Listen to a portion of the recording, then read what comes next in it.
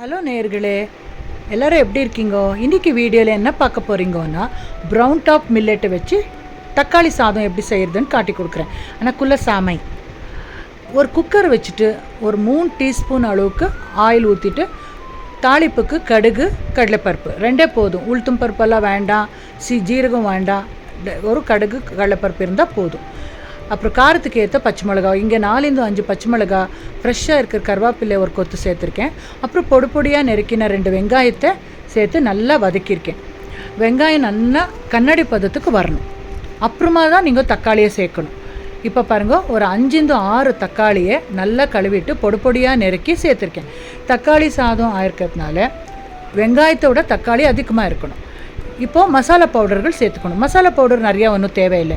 நான் இங்கே 1 teaspoon Kashmiri chilli powder, 1 teaspoon தனியாத்தூள், 1/2 டீஸ்பூன் கரம் மசாலா, 1 டீஸ்பூன் உப்பு தேவை என்ன படுறதோ அதுன்னு சேர்த்துக்கோங்க.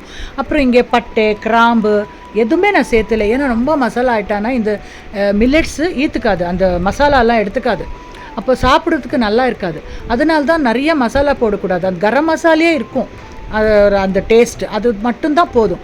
அப்புறம் இங்கே நான் சொன்னேன் இல்லையா, ப்ரௌன் டாப் மில்லெட்டு ராத்திரியே நல்லா கழுவிட்டு ஊற வச்சுட்டு காலையில் 1-2 தண்ணி வச்சு குக்கரில் ஒரு 4-5 விசிலுக்கு வச்சு வேக வச்சு எடுத்து வச்சுருக்கேன். இப்போ அதெல்லாம் சேர்த்துட்டு நல்லா கலரிட்டாக்கா ஒரு 5 நிமிஷம் 2 டீஸ்பூன் நெய் ஊற்றிட்டு வேக வைங்க. நல்லா மிக்ஸ் ஆகிட்டா சூப்பராக தக்காளி சாதம் ரெடி ஆகிடுறது. நீங்கள் சாதத்தை வரப்பரிசியில் பண்ணுறத விட இந்த மாதிரி மில்லட்ஸில் பண்ணுங்க, உடம்புக்கும் நல்லது, டேஸ்டியாகவும் வரும், எல்லோரும் விரும்பி சாப்பிட்றா. கண்டிப்பாக ட்ரை பண்ணி பாருங்க. அப்புறம் இன்னொன்று என்னென்னா, மில்லட்ஸை யூஸ் பண்ணிச்சு எப்போவுமே அதை நல்லா சோக் பண்ணிட்டா யூஸ் பண்ணணும். டைரெக்டாக அப்படியே கழுவிட்டு அரிசி மாதிரி யூஸ் பண்ண முடியாது, ஜெரிக்கிறது இல்லை. அதனால் நீங்கள் நைட்டே ஊற வச்சுட்டு காலையில் செய்யுங்க.